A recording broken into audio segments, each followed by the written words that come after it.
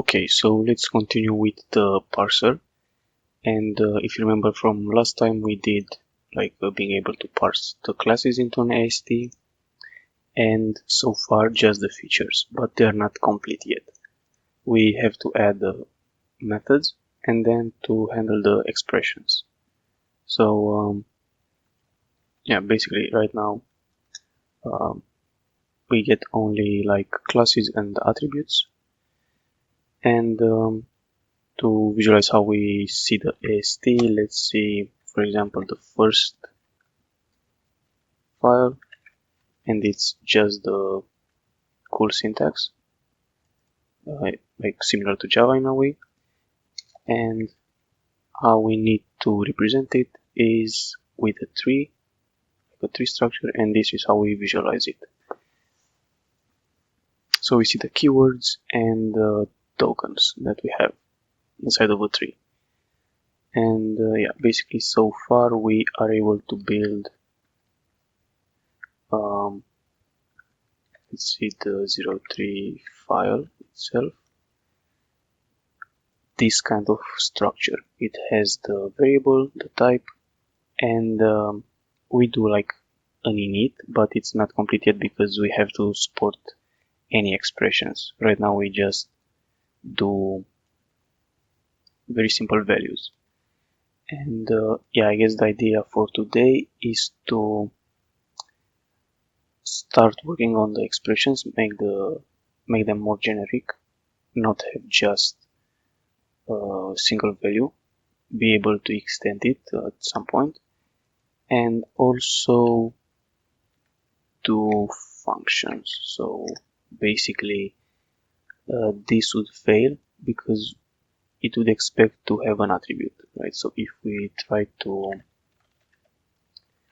run our compiler on this file, we would get an error saying that, well, I didn't expect the parentheses on the f token, so it was expecting like another attribute. But yeah, we have to make it work with methods, and I see that the methods like right now in my tests have just very simple expressions, so we can probably just continue with our current expression representation and then work our way up from there. So basically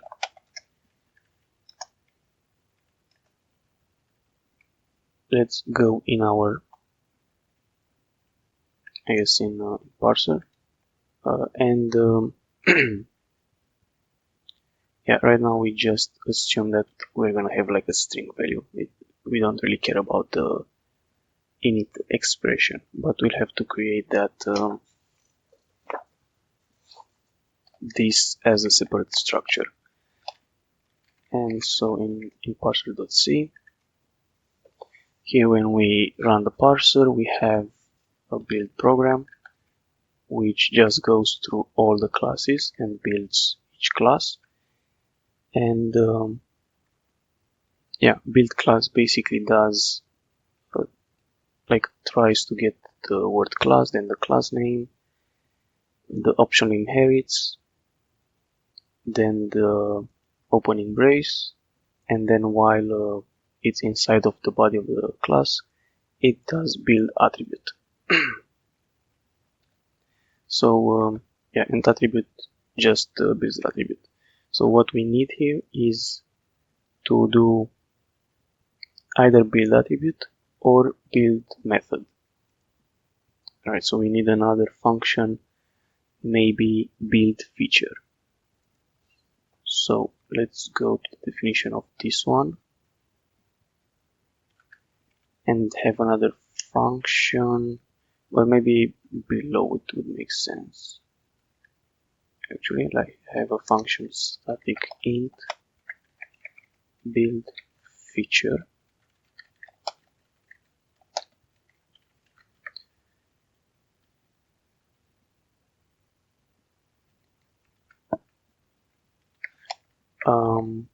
Well, in the class node, we also have like we just have the dynamic array for attributes, but we'll need the dynamic array for methods as well. So we have to add this here, right?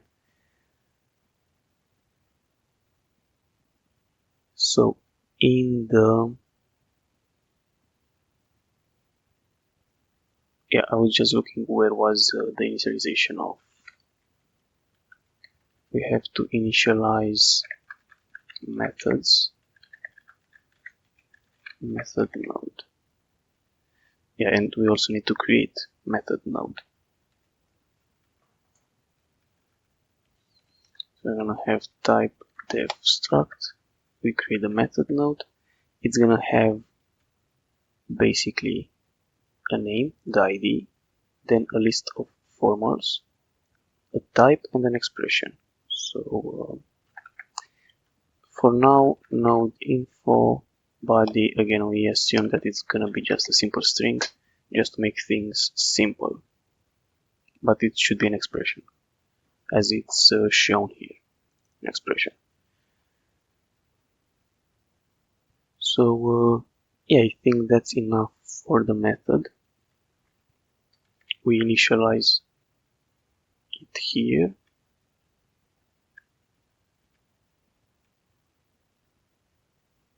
Okay, and yeah, basically we just have to do here like build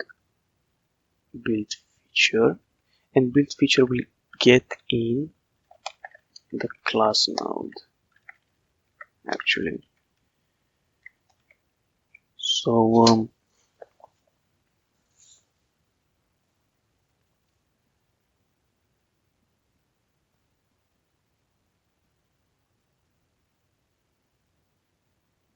yeah, and here we are gonna call build feature instead of this thing, right?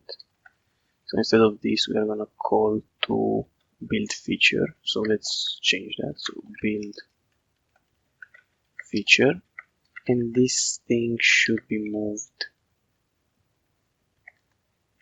inside of here.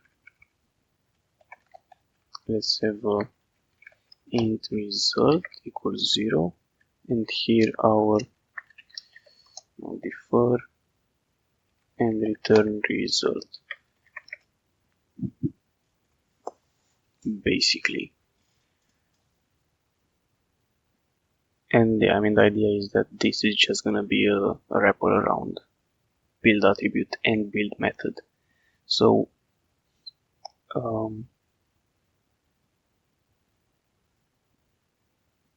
yeah, like my idea would be, I mean, since attribute and features have like similar starting points, we can try to get the current identifier, right? Get the current ident.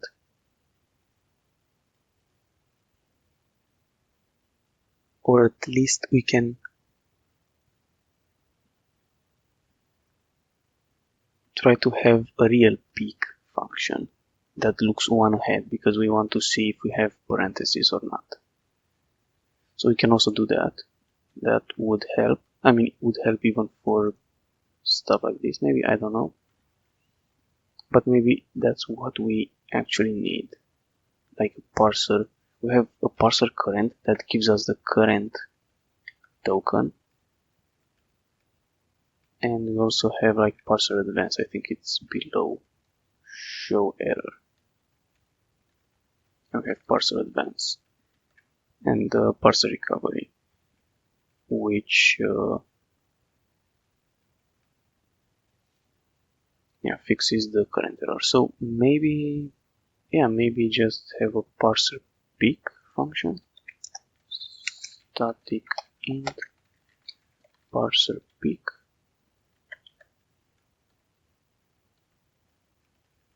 and I mean here we need to do +1, and here you also need to do +1. So this function actually looks one ahead. because it's gonna be easier. Like my other idea would be to have, well, let's say, would be to have a try build attribute, and more or less when it fails, it goes back to the original parser. You know, like we make a copy, and if this fails, we go back and try to do method. And yeah, that would be similar to like how parsing works in Haskell with parsec and stuff. We do try and then go back. But I guess also doing peek would be fine for this case. So let's do token, and then we do parser peek, right? And basically, if the token type is a colon, then we have to do, so if it's a colon, we have to do the attribute, and else we have to do method.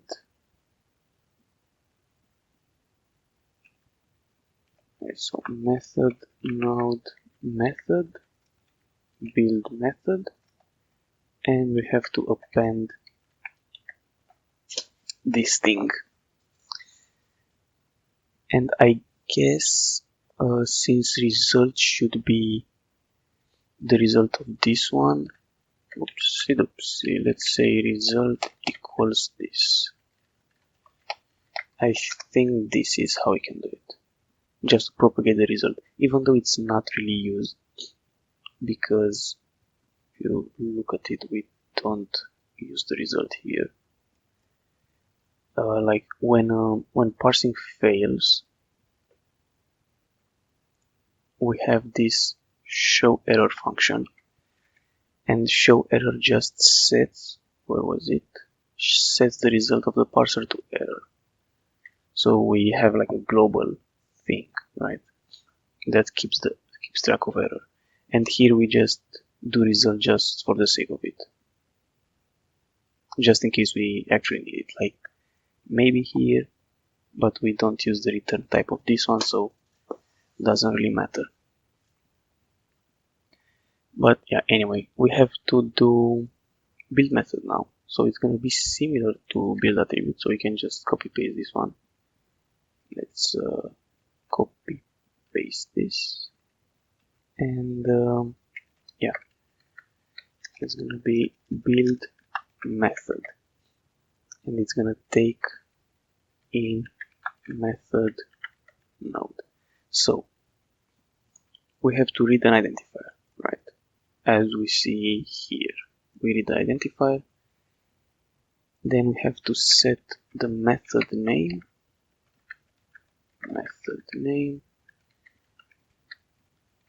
and the line and the column of the token.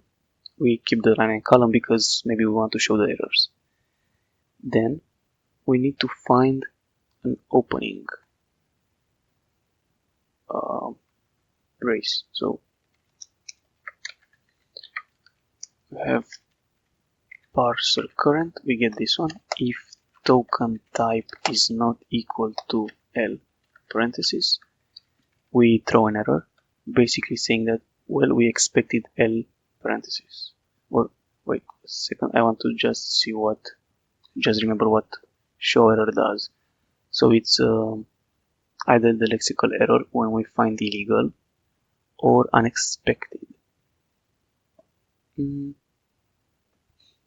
Yeah. Maybe we can also add, well, we actually expected this thing, but we'll have to see. Because we can do that, like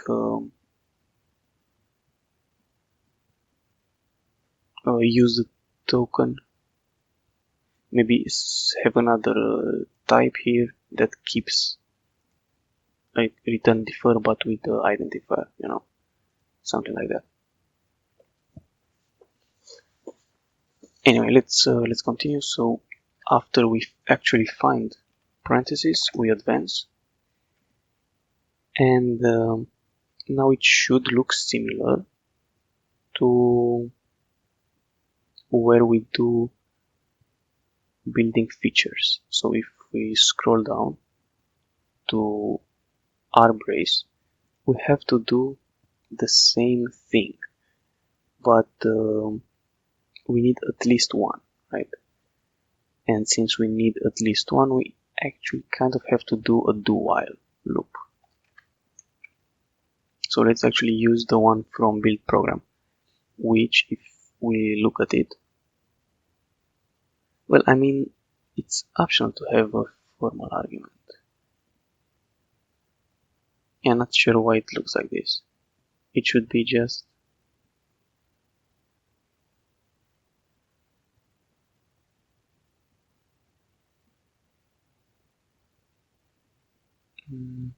not sure. Let me just see like here. Yeah, right. We can have no arguments for a function. Why? I don't know. Anyway, so then let's take this one. We have to take the current and advance. So we have to take the while loop. We paste it here. So we take the current token, and while it is not an L, R parenthesis, we can try to do build, and here we have formal, which is just like attribute, but build formal. And sure, let's leave it out for a second, and then whatever, we take the current token. If it's end, then we fail because we shouldn't really find end token while doing while loops. Right, we should try to find an L parenthesis. After that, we advance, and it should be really similar to feature from now on. So we have semicolon, the return type, so semicolon, or I mean colon, the class name for the return type. So here we need to change this into method, and here we have return type. So, well, I mean, it's clear enough that type is return type for a method. Okay, so then we have the body, so method. Yeah, we're gonna have to fix this, but for now we can have like a simple string inside of the body. But I guess the body can also be empty, maybe.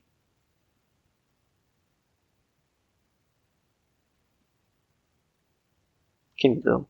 Like, does it make sense? I guess not, right? I guess it doesn't make sense to have an empty body, like, yeah. So now we have to find an R brace. So let's, if token type is not L brace, we fail. Then we have to do, let's look at the build attribute. We have to do this thing, which is fix it. We are gonna fix it at some point. Sure. So here we have to say method, then just body for now. Let's put it as the thing that we parse, which is an int literal. And after the expression, we have to wait a second. We need to also advance after this. And I mean, if you look at this, it's like a reusable block, right? It's get the current token. If it's not what we need, we fail, and otherwise, if it is, we continue. So it's R brace, and then the semicolon. So yeah, this should be method. The only thing we need here is to advance the formals. So let's have in here another type def struct, type def struct formal node, which is going to be just the name and the type. In cool, formals are just identifier and type. We don't have default arguments, so it's just this. Right, so when we now go back to this thing,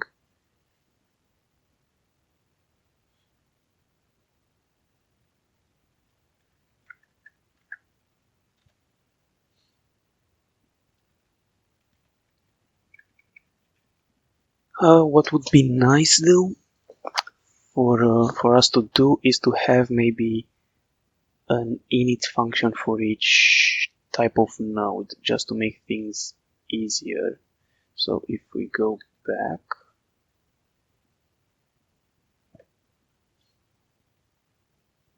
I mean, this is basically the init function for a node. So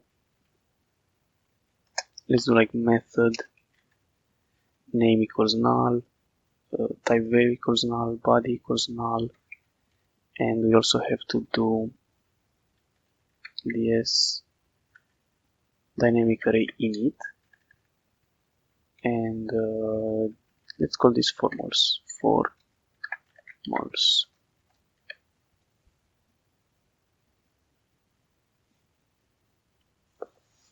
Okay, and we initialize it.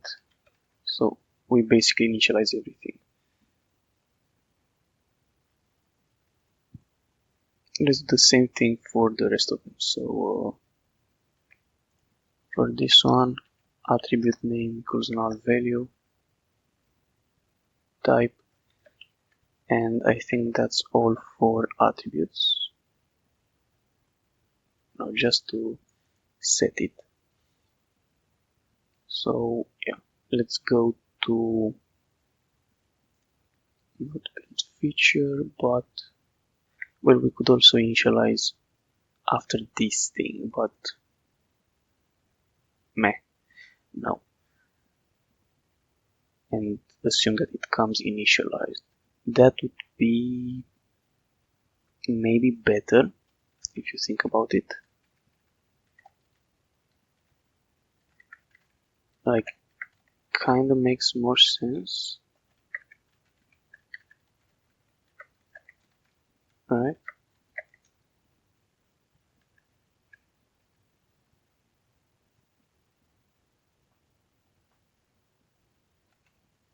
In some way.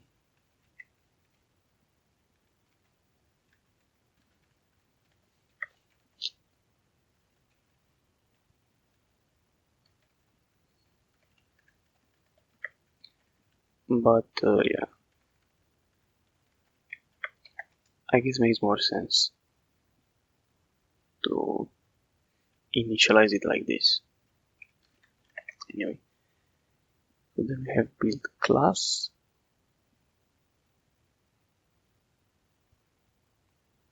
And for build class, we can do the same thing. So we can come here and say class name, superclass, initialize the methods and the attributes. So that's the idea.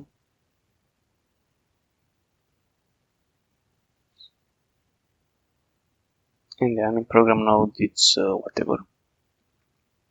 So maybe that's how we want to initialize stuff. So we don't need to put this here, for example. We basically assume that this comes initialized to 0. Or like the other option would be to just, but we need to still initialize the arrays. I was thinking just set it to 0, but whatever. Let's go back to our build the method.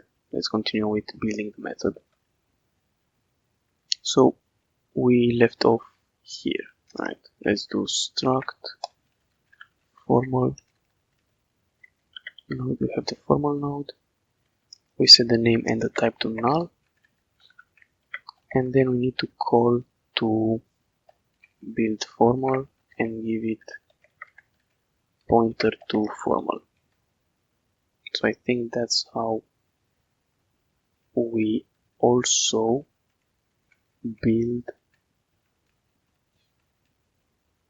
classes. Let's just go and see. So while this, we do build feature, which is basically just the wrapper. I mean, we could now just copy paste this inside of there just to keep it like in the same place. Now something like this. We don't need to set the result. So it's basically two of them, but it looks better if we use a method to be fair. Yeah, whatever. So inside of this, we do, while we don't encounter the closing brace, we build a feature. We take the current one, check if it's end. If it's end, then it's a problem. And yeah, build feature should skip us to the next feature. So let's see if that also happens for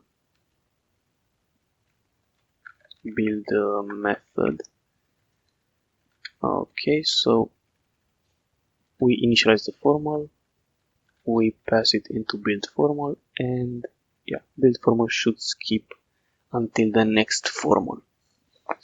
So how is that going to happen? Well, I mean, I guess this thing is more like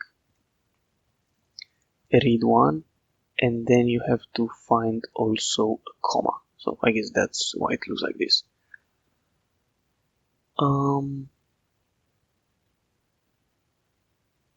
Also, we don't have trailing commas then. That's the idea. So maybe let's think about it differently. So we read one formal, or we check if we can read one.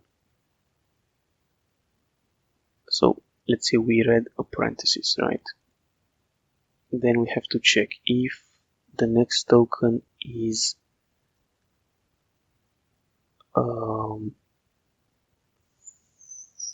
closing parenthesis, then it's just closing parenthesis. Otherwise, could be a do while loop.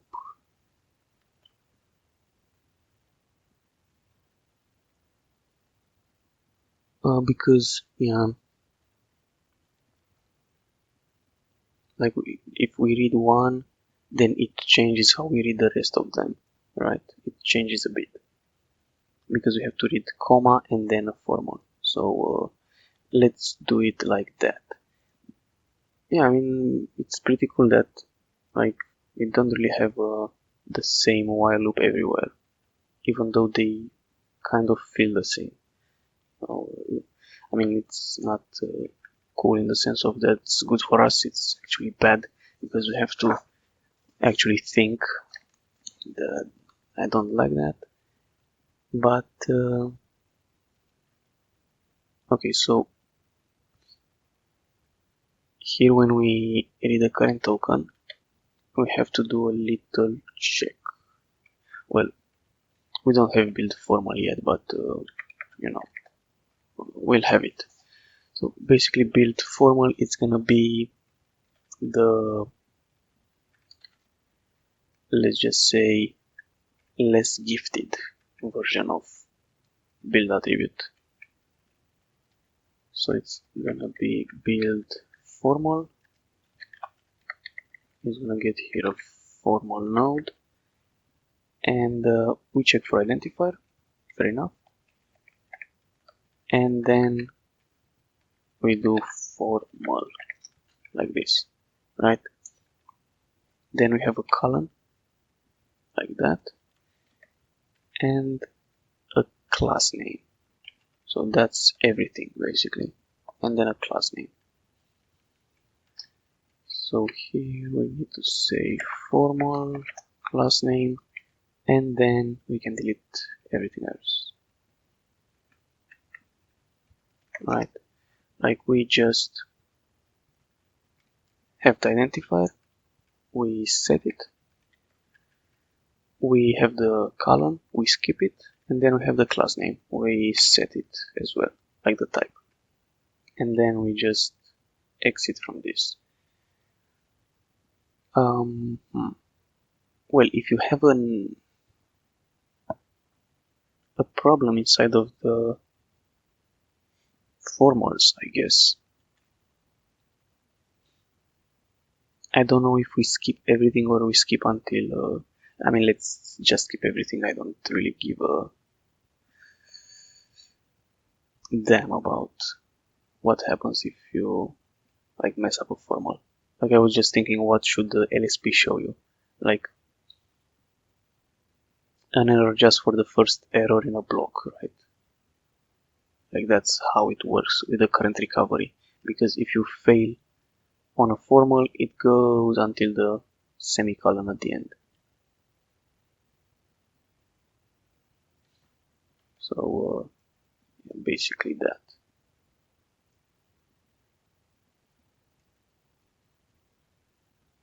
Although I mean I see a small thing. It's actually that feature doesn't really have a semicolon. It's more like this thing has a semicolon. But doesn't really matter though. So maybe it's more like, well, if you have an error, we use parse recovery outside or something.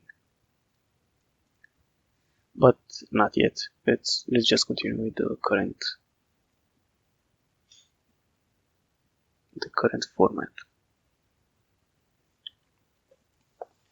But that's like one thing to keep in mind. Basically, the semicolon is not really for the feature, it's more like a separator of the features, you know. Like it's not really part of the, like even in C, I guess this is the function call, and this is just a separator between function calls and other statements and expressions. So I mean, we get a build formal, we add it, and what I was saying was, let's have an if statement here after current. So if token type is equal to ident, right? So we read an identifier, which is the first one, and it's optional because we are not gonna fail. What we have to do is define this in here, build a formal, append it, right? Then we have to advance parser. First I have to parser advance. So basically, oh wait, build formal moves us to on the next one, right? Yeah, it moves us after the class name, so we don't need to advance.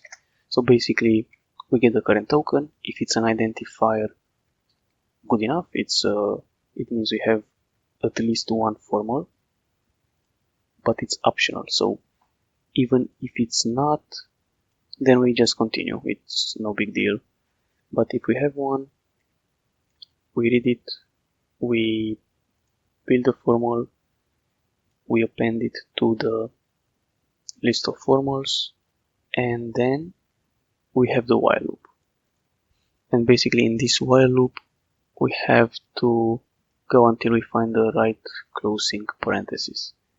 And before we build a formal, we need to find a comma. So we also need to have in here a check. So if the current token is not a comma, then we fail. Then we have to parser advance, and then build formal, which does whatever it needs to do. Alright, so basically that's the idea. If we find an identifier outside, inside of this we need to find a comma before each other formal to make it valid. So that's how we need to handle this thing. Then a colon, class name,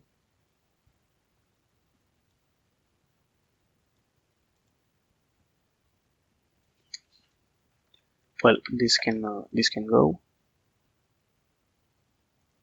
and then here we have, oh, it's just int literal, whatever. For now it works. Like if it works, it works. Let's go for 1 second in, so we can remove this because it's no longer needed here. We initialize it outside. So yeah, I mean the only thing is I'll probably just do this, like move semicolon outside on my own, because I would like to keep it as close to this as possible. So that means also recovery should be outside, and maybe like even showing the error could be outside, you know, like based on result. So yeah, like I guess we will have less show errors basically. I mean, anyway, let's see. So if we go into C and we run make, what line? 342. 342. So in here we don't do defer anyway, because we don't really need to, I guess. Yeah, we don't really need to. So let's make again, and this time let's build. Let's do one that worked before, just see that it still works. 03 for example, still works. And now if we do 04 for methods, we get, oh, we don't display them. So let's go. Yeah, I think I showed you that I created this printst. Anyway, let's have static void.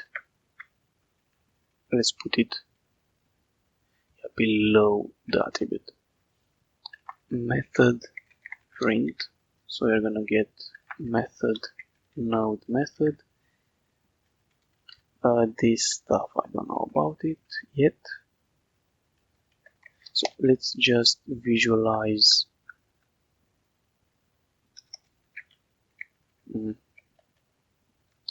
how 04 ref looks like. So it's method and then it has formals. Okay, so it's just like attribute. Perfect. And it comes after the, well,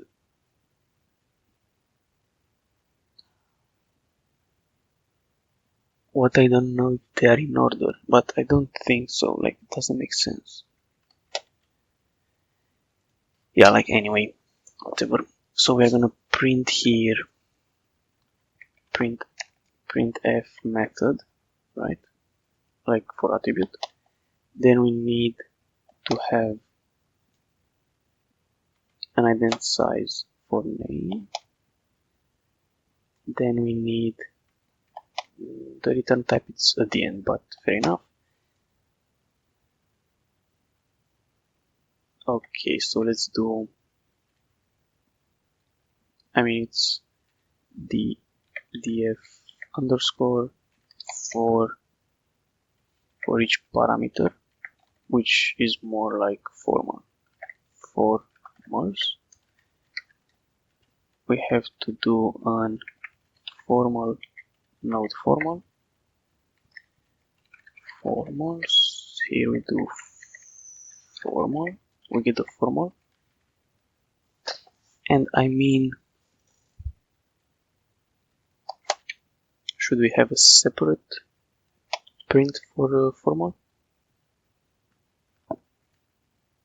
I mean, static void formal print. I mean, it's pretty simple, so let's just do this. So I think it looks good. It's on the same line with the G, so it's gonna be fine for formal node. Then we have this thing, and as for this one, we just have method body, something like this, and we just display it, because for now this is a hack basically. And also for this one, because we don't handle expressions yet, like here should be print expression or expression print, something like that. And the same thing for this one, should be expression print. And I think we call them here, so let's just make, and let's try to see what happens. So for some reason I think I forgot to call to class print, I guess, or no, to, wait, actually I forgot, I thought I put it. Strange. So yeah, we get method f object 0, then method, and we get a list of formals, the return type, and the return value. So if we look at this one, it's basically the same thing. So let's do a diff checker tests parser 04 ref, and yeah, it's the same thing. Let's see what 05 is now. Literal ID. So now see, we actually get into doing expressions. So this is gonna be more interesting now.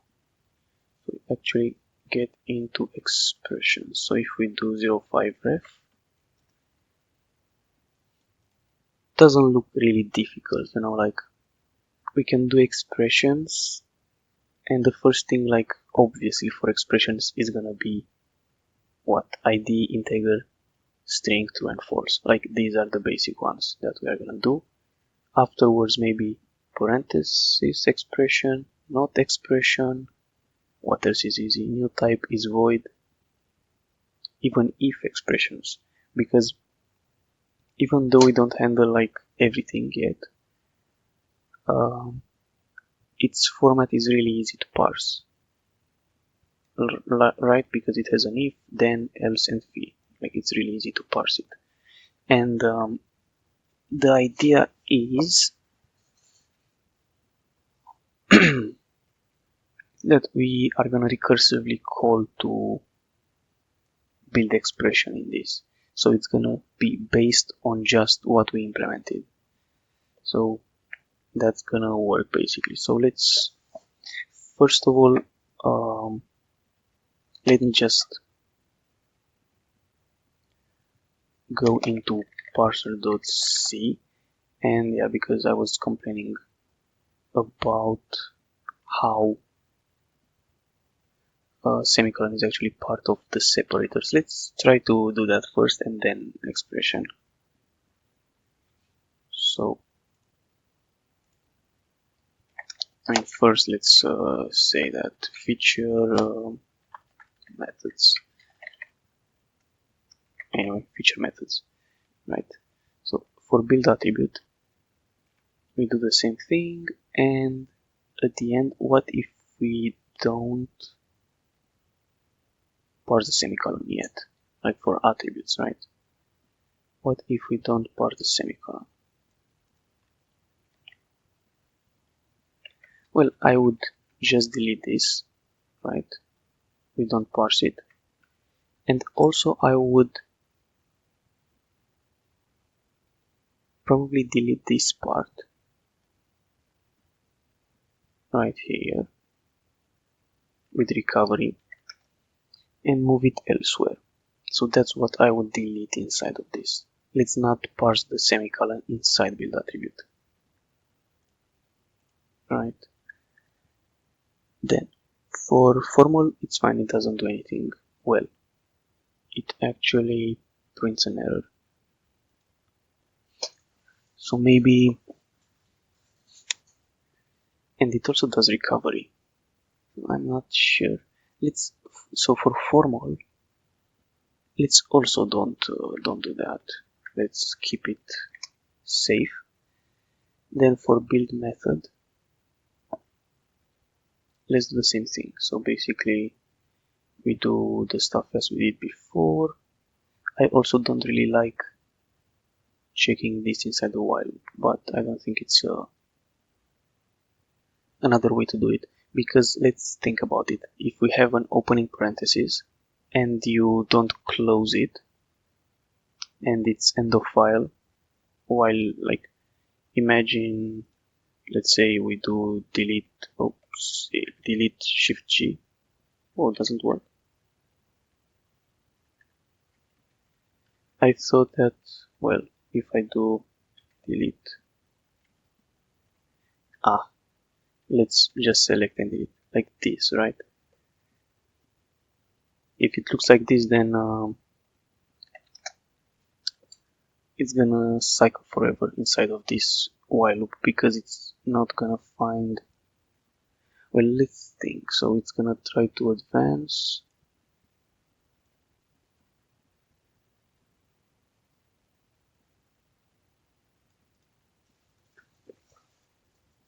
Yeah, I'm not sure about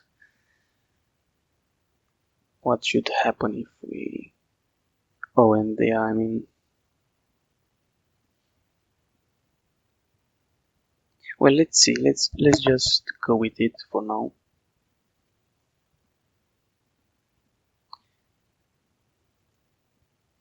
Because I don't know about this, right?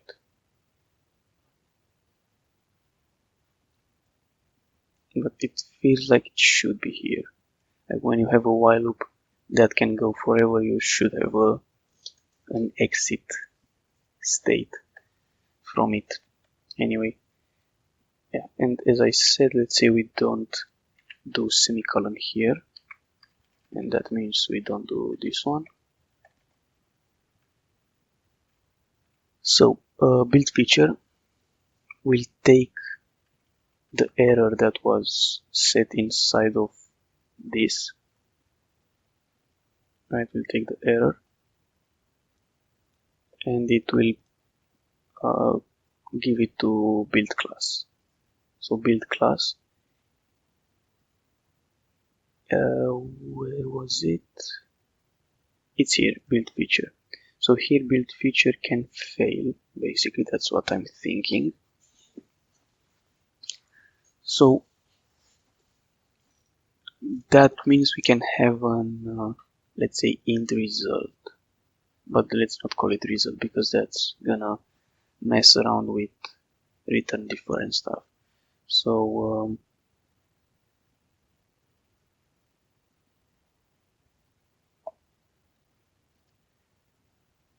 if a feature fails, right, should the entire class fail? I don't think so. I think just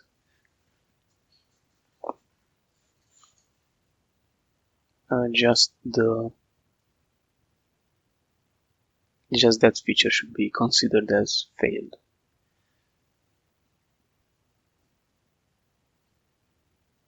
Right.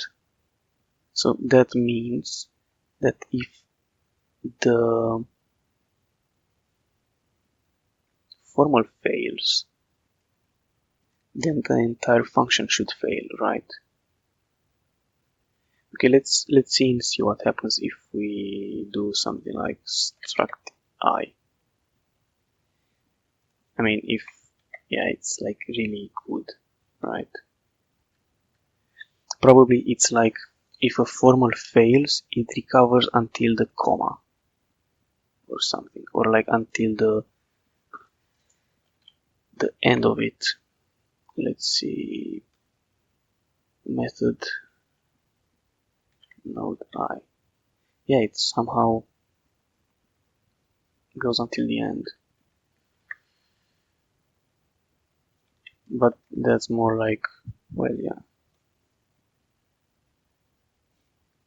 So I'm just curious, what should we do in case the building of a formal node fails? Should we just crash?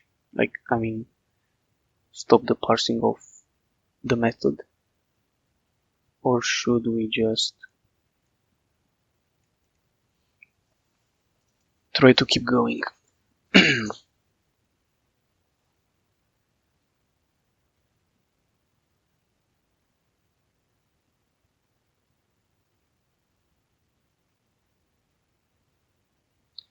Right, like that's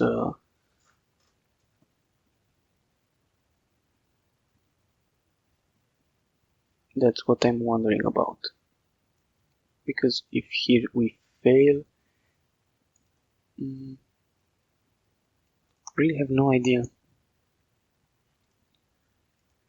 how to handle failing on formals.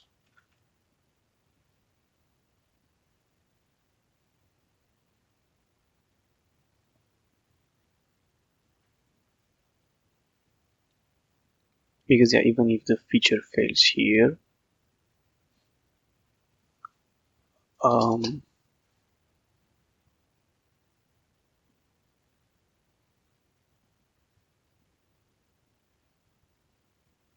if the feature fails and we try to go until a semicolon, maybe that semicolon is not really the one at the end.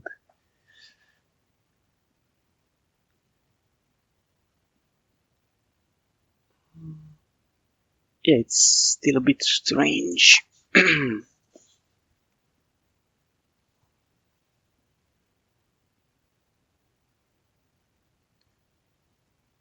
And even after the class,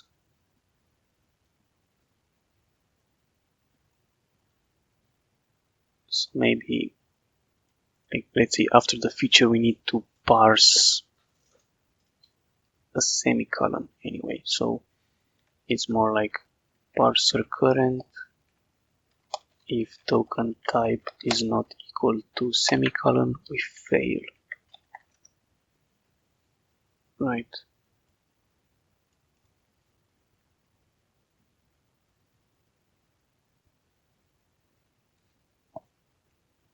So we read the feature, and the feature will be basically just this without a semicolon. So we need to have a semicolon at the end. Okay, let's say like that.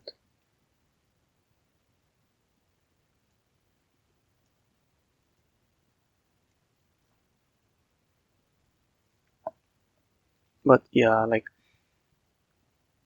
we could have here an, did I press anything now? If build feature is not equal to 0, then what should we do here? Right, like should we print the error?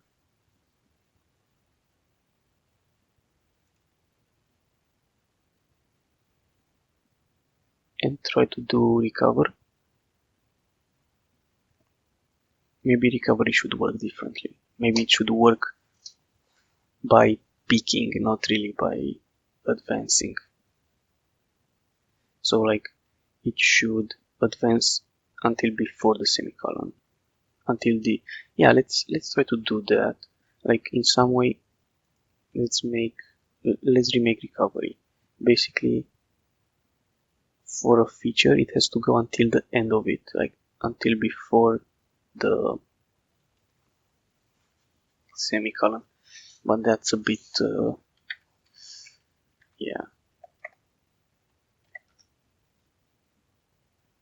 Okay, so in case we have build feature, right, and I said that this should also go.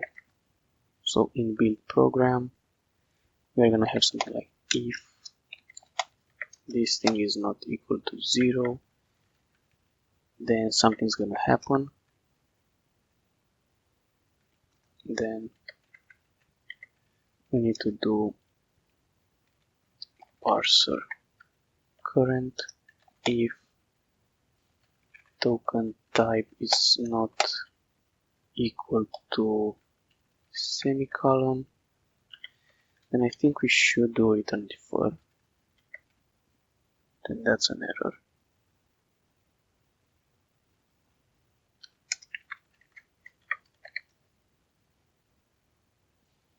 So yeah, let's think about it again. So here we create a class. Now we initialize it. We try to read a class which should look like class type inherits and then a list of features, and that's everything. Then if that was okay, we add it, and then we have to parse a semicolon, which is mandatory inside the program. So we have to parse a semicolon, and then we have to advance the parser. So we have to do this thing.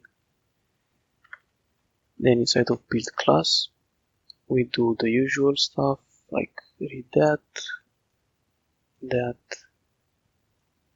all this stuff.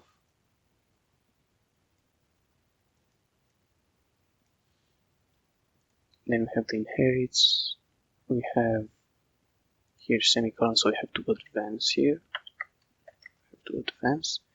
And here we have build feature inside of the braces. So it's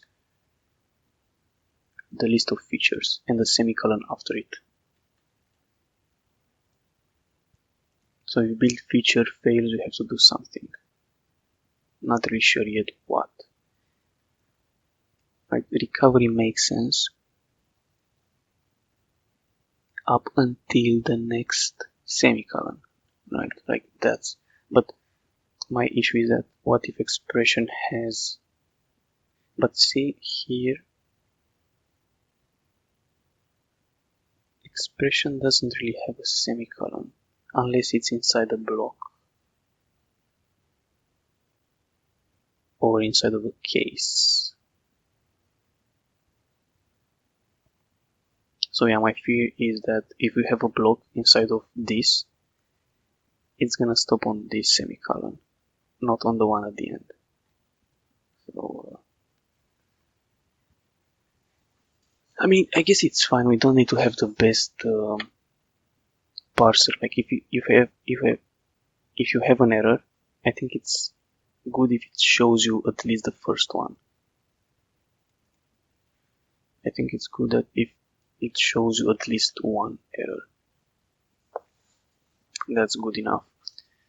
I mean, let's continue. So we have the semicolon, then we get the end, and then whatever return result.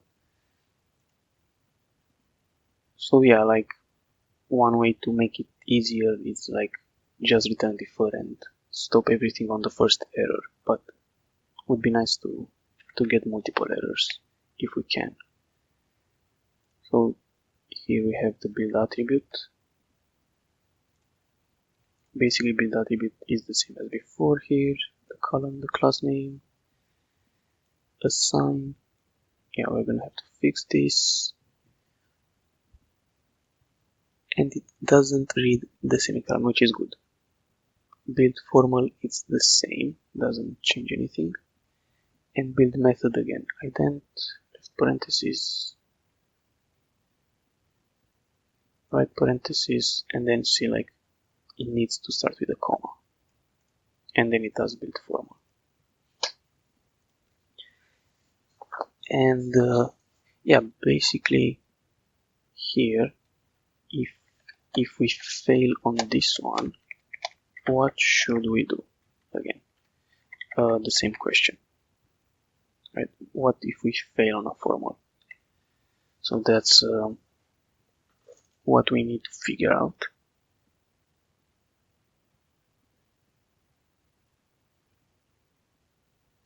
Okay, and we have another one here. If we fail on another formal, so if it's not equal to 0.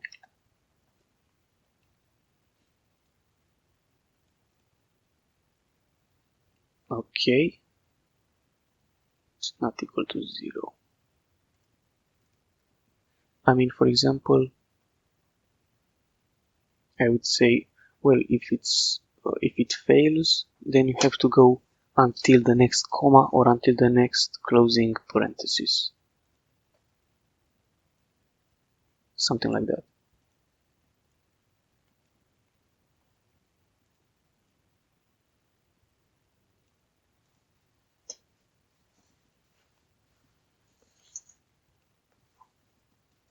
And also show the error, I guess.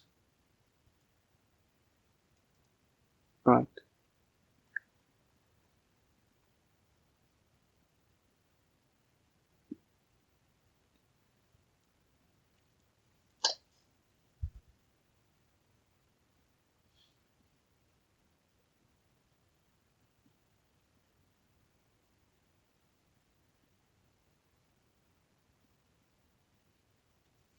Okay, so let's think. Basically, in this one we don't go anywhere, so just for formal, let's say. So when we try to build a method, let's say that the one formula is wrong. So we have to try to recover until the next comma or closing parenthesis. That makes sense. So we might have to change recovery to take in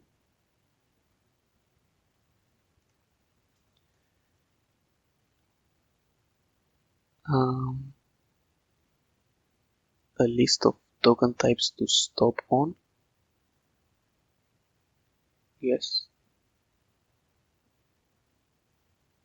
And it should also be more like, well, we take the current token. If the current token is end, or while it's not end, we can do recovery. And if we look at the one ahead, so let's say we are on the current token and we look at the current token failed, and we look at the next one. If the next one is the one that we search for, we can stop.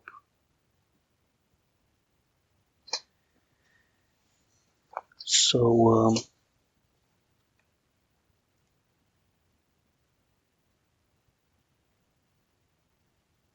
and like maybe I would say const enum token type. We can really have types and then use it like this. Like, I don't know if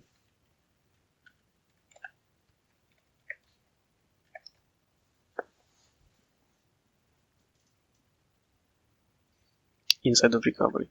So then we can have unsigned int num types. Can we do the thing with size of like this?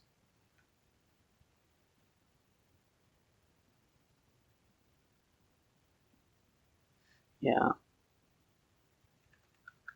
we might need the count of the types. Anyway, so yeah, basically we take the current one,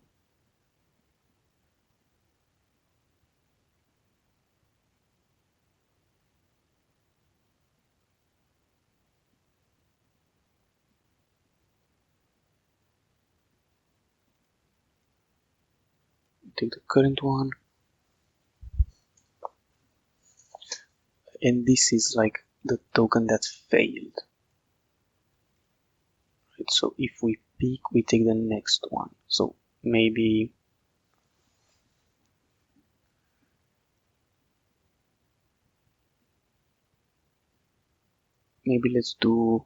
let's try to do it pick. We take the next token, the one that is after the one that failed.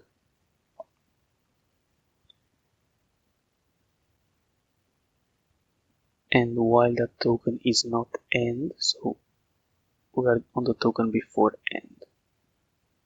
Let's say we can advance, but not really yet.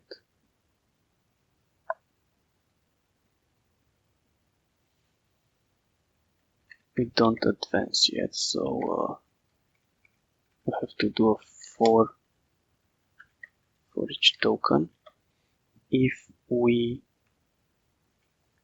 find the one that we search for, we can stop on that. If we don't find the one that we want, we can advance one step and pick on the next one. So yeah, let's think about it. So this would stop before end, the token before end. So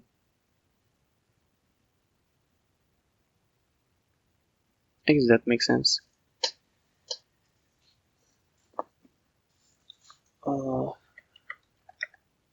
Does it though?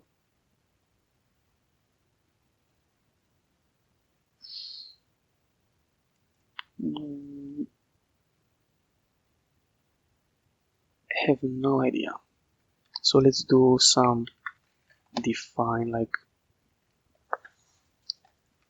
parser recovery, and it's gonna be parser, and this, let's say, is semi, like until semicolon, and it's gonna be just semicolon.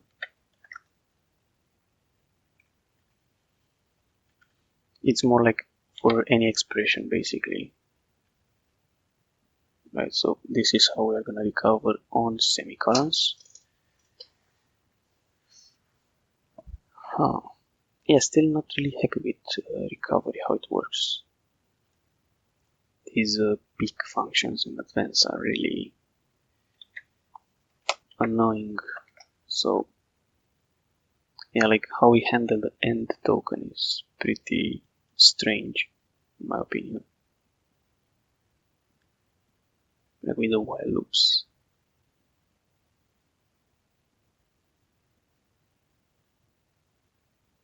But it's like if we...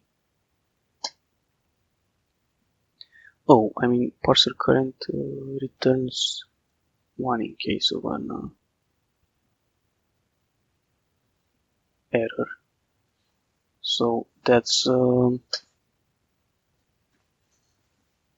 I mean, parser index doesn't really increase over the limit, so that's also one thing.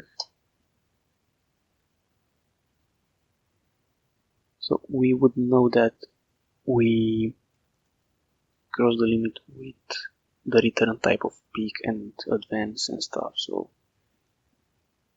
yeah, whatever. Let's say that we want to go until we find like the next token is end. Let's say whatever, it doesn't matter.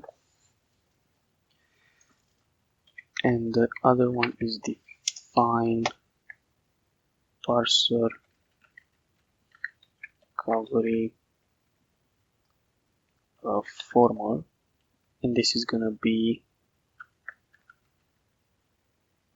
basically a comma or right parenthesis. So we stop on the next comma or on the next right parenthesis for a formal. So let's go ahead, and for if the formal fails, I think we want to show the error. So parser, what was it, the one with print error? Parser show error. Show error parser. So we show the error, and I think we should try to do recovery formal. Right, we go until the next comma or closing parenthesis, or until the end basically. So let's say this went until the token before end, and yeah, we go into while,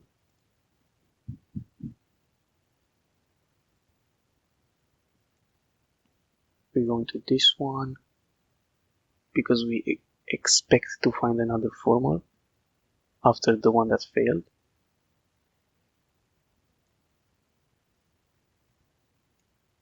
Oh, wait a second. So we didn't really read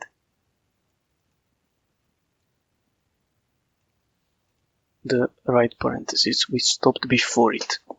So if we had an error like, well, whatever, a formal doesn't really look good, and we stop right before the parentheses, like on the end.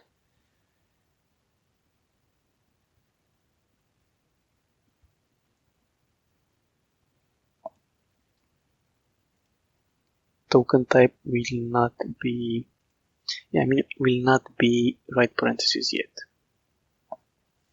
It's gonna be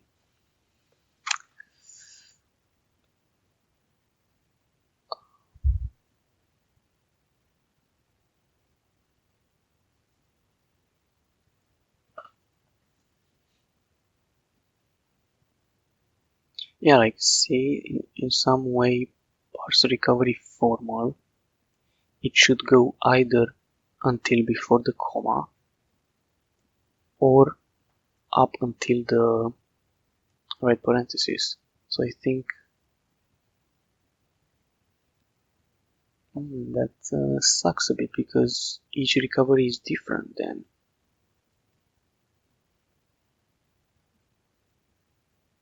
Right? Like it's weird. Because if you don't have another formal, you just want to go until you close the parentheses and you skip this entire thing.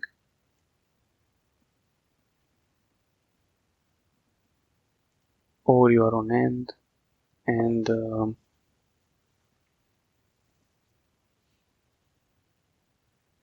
if the token type is end, then you just return defer. Oh yeah, I mean, that's also one thing. Recovery, yeah.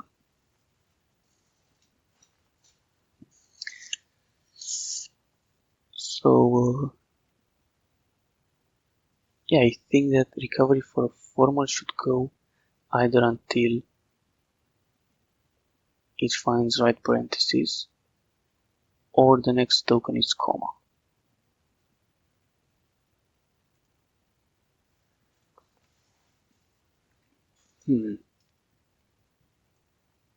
Really strange. And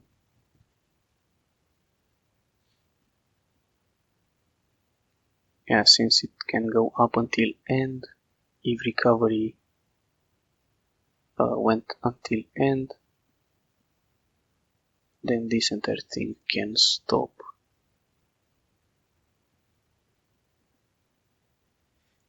Yeah, I mean, sure, fair enough. Let's try to do like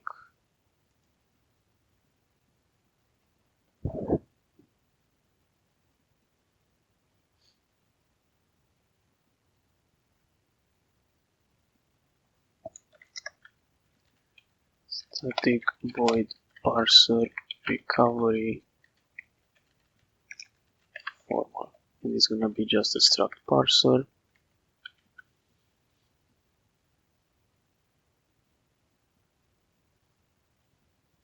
So we need to take the current token, right? And while the current token is not equal to end, right? What we have to do is check if token type is equal to right parentheses, we stop. Then we have to pick, and if the token type is comma, we just stop, right? And then we advance. And we have to do again current, but I mean we already have it from pick, but let's just do it just in case, just to make it more clear. So while we are not at the end, if we find the closing parentheses, we stop. If we find, like if we see that the next character or the next token is a comma, we again stop, and otherwise if we find anything else, we just continue. and if we get to the end, it means that we got to the end, right? Let's leave this one just for now. So this is recovery for a formal node. Right, I would say like this. So it tries to recover from a formal node.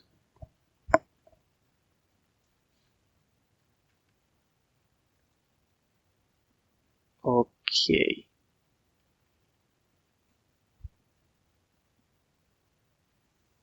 It shows the error, it tries to recover from a formal node error. It goes until the parentheses or comma. And here, while token type is not right parentheses,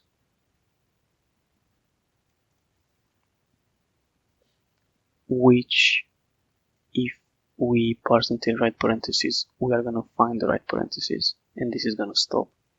And if the given token is end,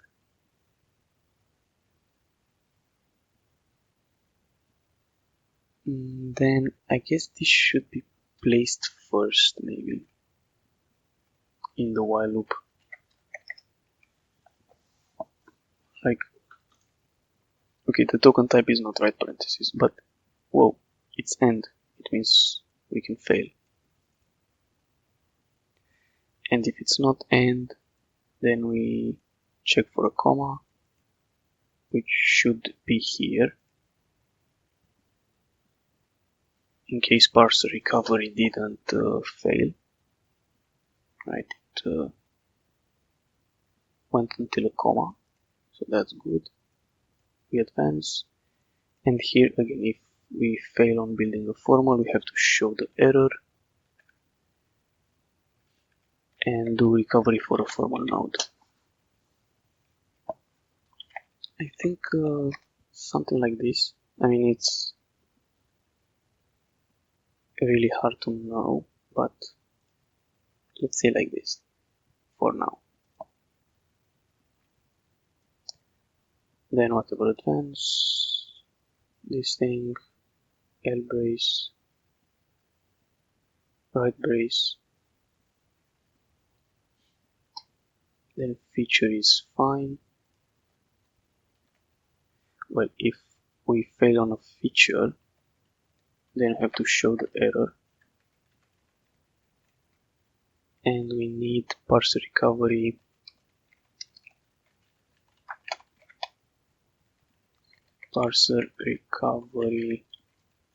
feature, which is gonna be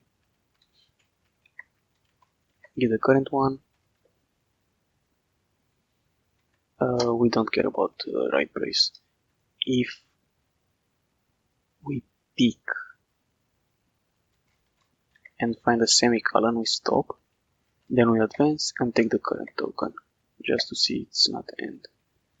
So here we have to advance to recovery from a feature error, and I think that should work. Then we are gonna get a semicolon here, otherwise we get an end, and that's not good. And speaking of end, let's put it at the beginning, just in case. Like it makes... Wait.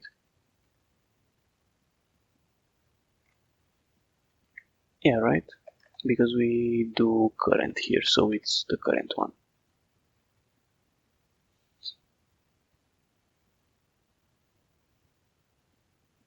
The current one, so it should be fine. Like this.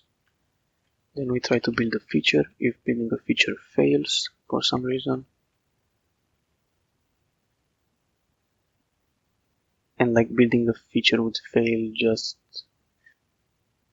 yeah. We try to read until the recovery sequence.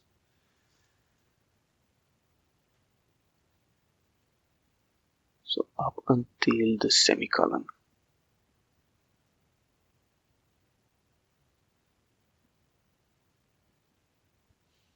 Yeah, anyway. Then for build program, if this fails, we show an error.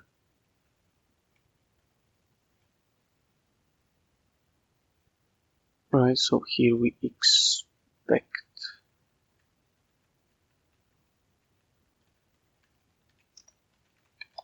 void parser recovery class. It should be the same thing as this one. Let's just copy paste it to make sure that it is the same in fact.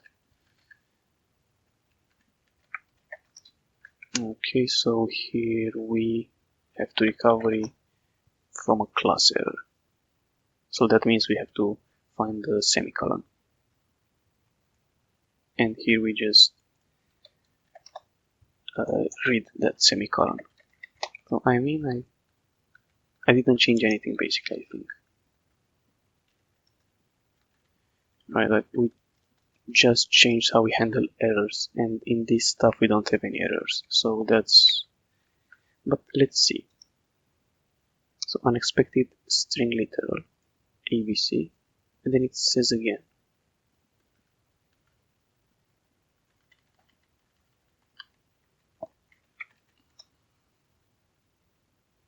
It shows it twice. So it's in in features, right? So here we have build class, then we have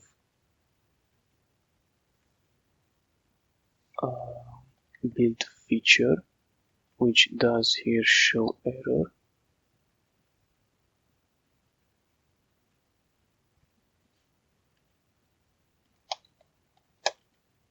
Show error. Oh no, in build feature I meant. And we do a build attribute. So here you have the sign, and this gives us the error. And so why does it show it twice?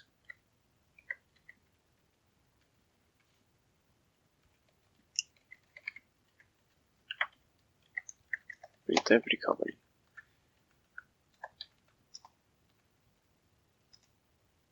Okay, so it does recovering.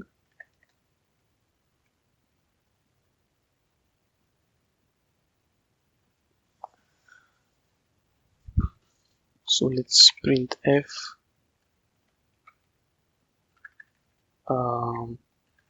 token type to string. Let's see if we get on the semicolon there. It's still string literal. What? Wait.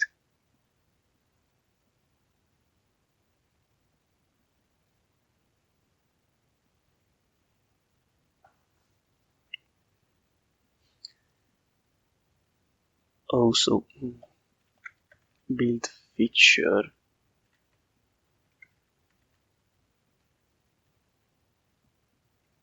Yeah, build feature stops.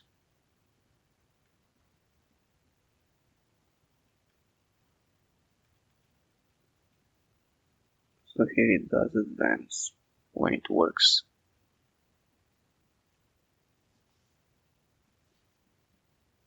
But I guess if it fails, it stops on the one before.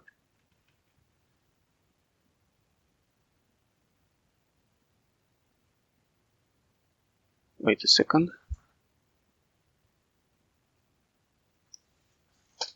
So when it works basically, that's what I'm trying to say. But if the build feature fails, we stop on the last thing. So parser recovery feature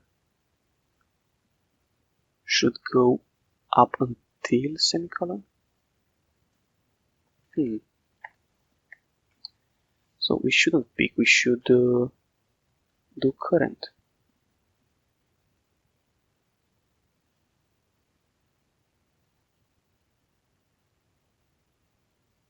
Oh yeah, maybe.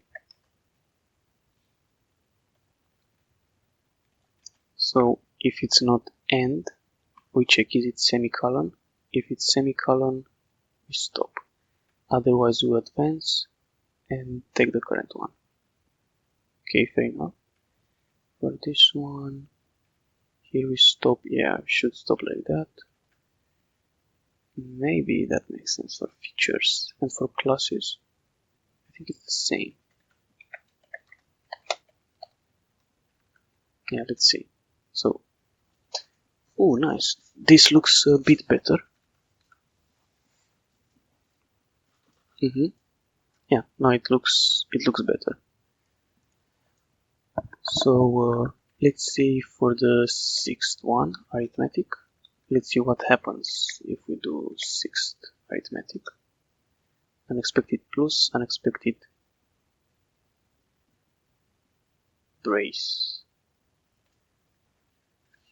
So when we fail on this one, shouldn't we go until semicolon?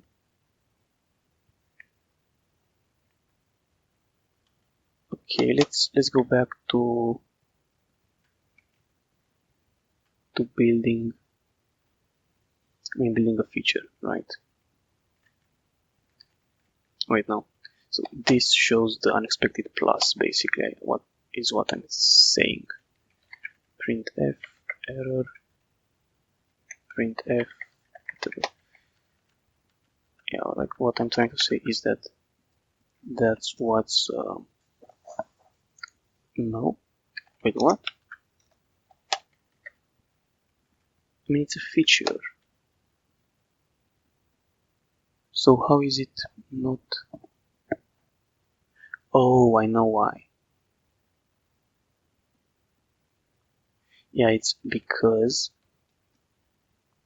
it worked taking the one, so this is the init value, and then it was expecting a semicolon, but it found a plus, right? It found a plus. So that means it returned defer on that plus from build class, let's say, and it showed error here, and then it tried to recovery class, which moved like until here. Yeah, I mean, whatever, don't really care about that. We care more about doing this now. So yeah, let's try to do like now. Let's try to do the real expressions. So we have some other kind of,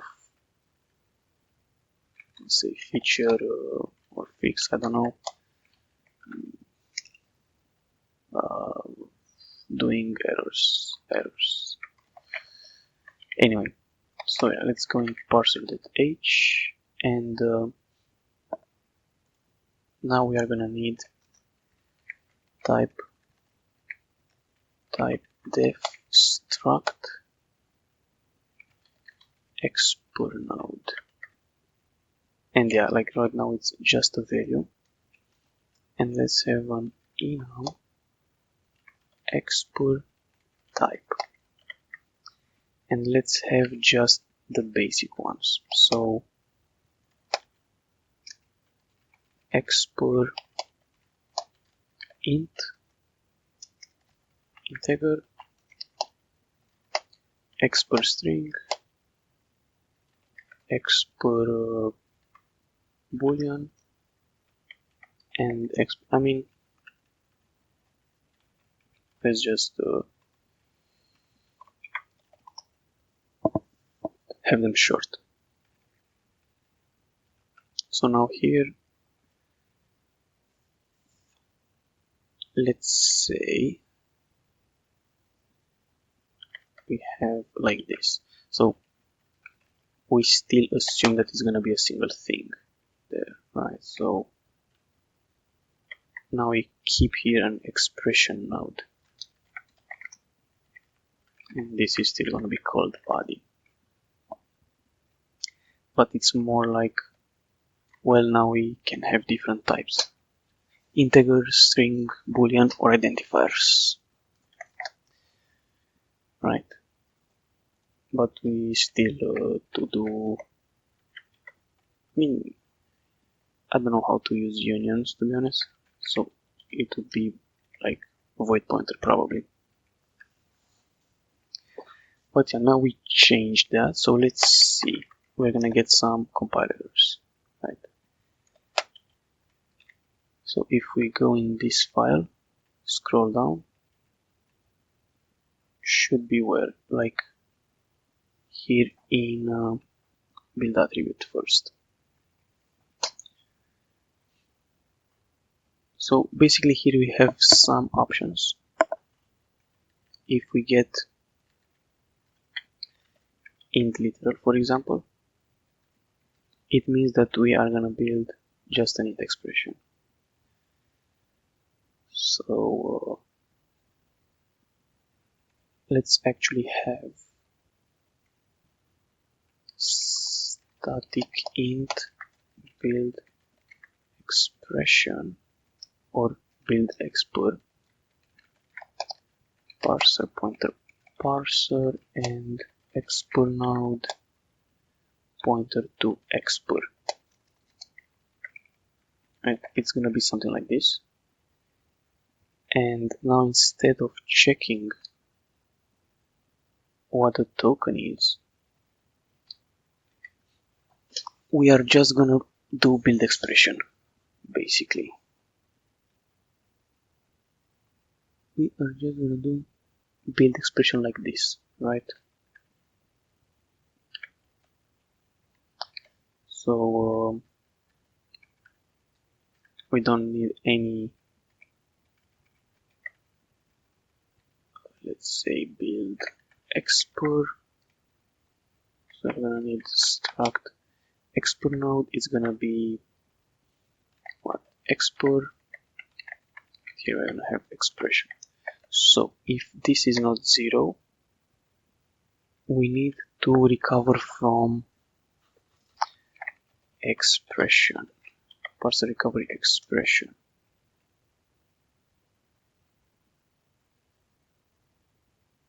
And I don't know, I don't think we need to advance. I don't think we need to say this stuff.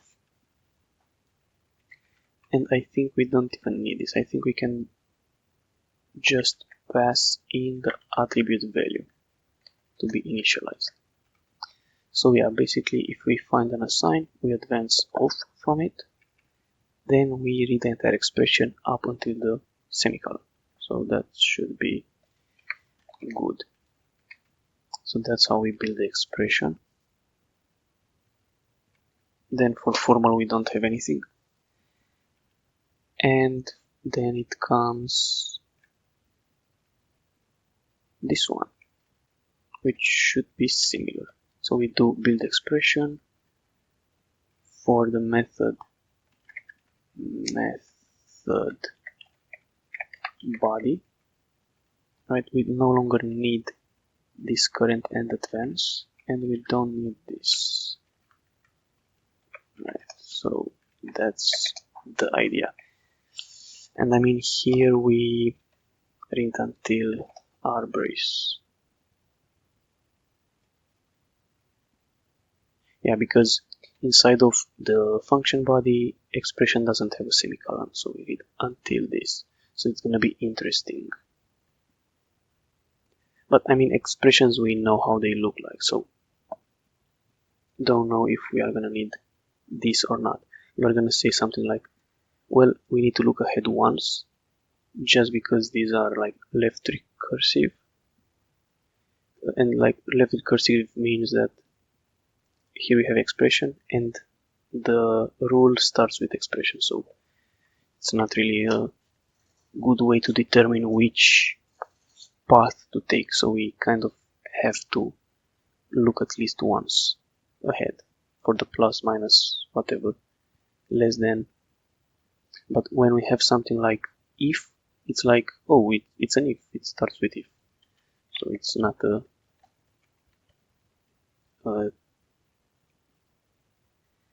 big deal. So this one, it's interesting. because it is in fact something like this. And I said that we're going to change it to void pointer at some point. So that initialization is fine actually. Or is it? We might need to do export node init as a function. Expression node init. So let's say we're gonna have an export node init like that, and for this one as well, export node init, just because we might have to allocate some memory. I don't know. It's just a void pointer anyway. So then we continue as usual. We don't change anything else. Let's see. So we need the init function and the parse recovery expression. Parse recovery expression. Okay. So for recovering from an error on an expression, it's the same thing. We want to go until semicolon.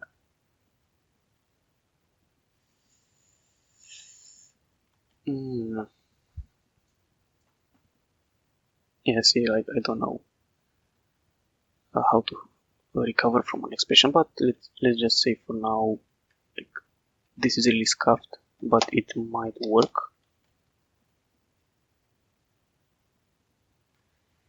Unless you are in a function and you need to find the arbrace, but you know, it is what it is. Okay, so we have recovery expression. Let's also have static void export node init, and it's just gonna set the value to null. And we also have node info.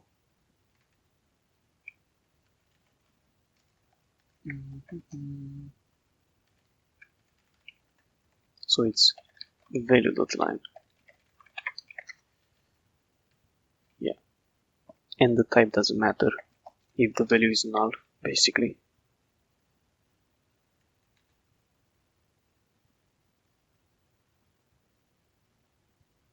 Yeah, I mean the type might matter. No, it doesn't matter. Anyway, so now we have basically these functions working. We just need to build the expression. So let's do int result equals 0. Then we need a struct token. We need to take the current token. If that token type is equal to int literal, then we do something.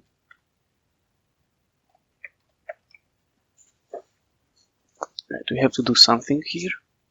I mean, we could do a switch token type. Yes, so case int literal, and let's do also default return defer 1 defer return result. It's like unexpected to have this stuff. So for int literal, it's just what we were doing before. So it's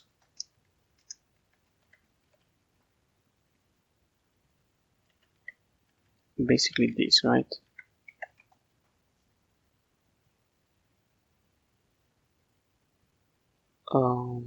So we put these values like this. We just copy them. This is what we were doing before. Am I right? Like we can check in the stuff that we deleted.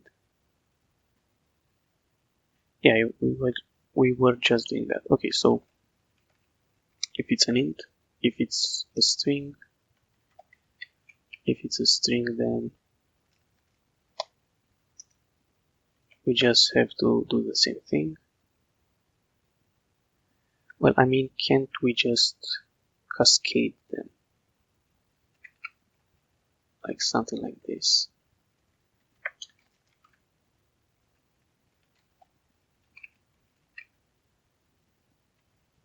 And also for Boolean. Well, I mean, it doesn't work. And now it works, but it won't work in the future when we are gonna have classes and stuff. And if we find an identifier,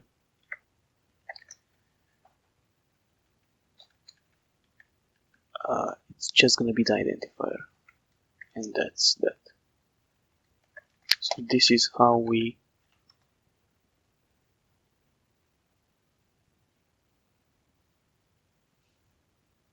yeah, because that was a hack. So print st. Right. So now we actually need to do expression print. Static void expr print.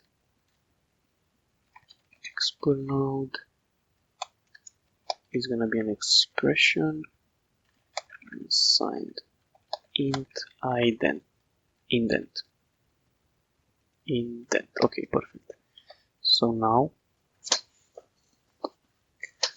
we have to do expr print, something like that. Let's put it here for now.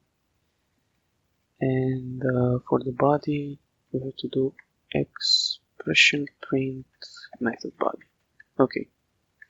So now, if we have a switch over the expressions, we might want to have,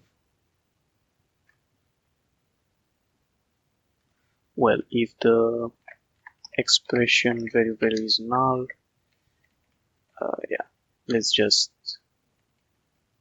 now print these as is for now. So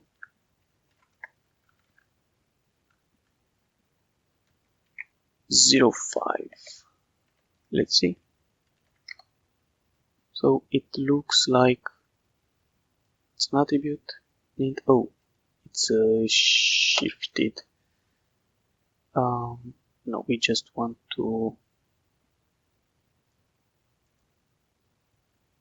print it on the same indent, so like this. So this looks good, to be honest. Let's see what happens if we diff it with the real one. Checker tests parser 0.5 ref. Oh, it worked. So we can actually run the checker C. Wow, the special characters one worked for some reason. That's so cool. I mean, it's funny. Yeah, so we have arithmetic operations, relational, assignment. We can take a peek at what other stuff we have inside of these. So 0.5 was the literal one we just did. So now we are able to parse like really simple expressions. So if we look at the cool syntax, right now what we managed to do is parsing like the skeleton, let's say, of a program. Then the classes with the features and stuff, then all the features, but we don't yet parse expressions, right? Fully, right? So we parse features, like methods and attributes, also the formals, obviously, for the features. And yeah, basically this is like the main stuff of the file, right? These. And then we just have to parse expressions, like these are the ones that we have left. And so far we are able to parse identifier, int, string, true and false. Just this part. The rest of them is gonna be interesting. I mean, some of them are easy, like new type, it's pretty easy. But arithmetic expressions are gonna be a bit more difficult. And I think that's the only thing that's gonna be difficult to solve. Basically, everything that's put into this category with precedence, it's gonna be a bit difficult to parse, just from my experience. Or I guess everything that starts with expression is gonna be difficult because it's left recursive. Right, like everything that starts with if, it's gonna be easy, while blocks let case new is void. Even this one, even though it's like a math operation, not expression is like, I know it depends on expression, but like just the idea of parsing it is easy. You just have to find the not token and then you recursively call to expression. So, bam, you parsed it, right? You just have to make sure that your expression parser works. Because if it works, then also not expression will work, right? So that's the main idea. Yeah. So, yeah, we're gonna go one by one, or I mean, we're gonna get some of them together. For example, all the math ones and the relational ones will be the same. So we're gonna get one and then just change the plus to minus and that's it. So yeah, let's see some more examples before we close this. So arithmetic, yeah, if we manage to parse that, it's gonna be cool. 07 relational. See, like this is the exact same thing, but it has other instructions, other symbols. I don't know. Then we're gonna have assignment. 09 is like with is void. This one is easier. I mean, sure, we can also try to do some easy ones first. Then is the dispatch, which I think might be the worst one. I don't think so. I think arithmetic expressions is gonna be the hardest one. But yeah, we'll have to see. But pretty much this is all for today. We just advanced a little bit, did finished up the methods. I mean, we didn't even started them, so we just did them today. And yeah, basically that was, I guess, everything, right? We just did the methods and some really easy expressions, but we still have the bulk of the expressions. So we'll see next time when we do the cool compiler. So I guess that's all for today, and see you next time.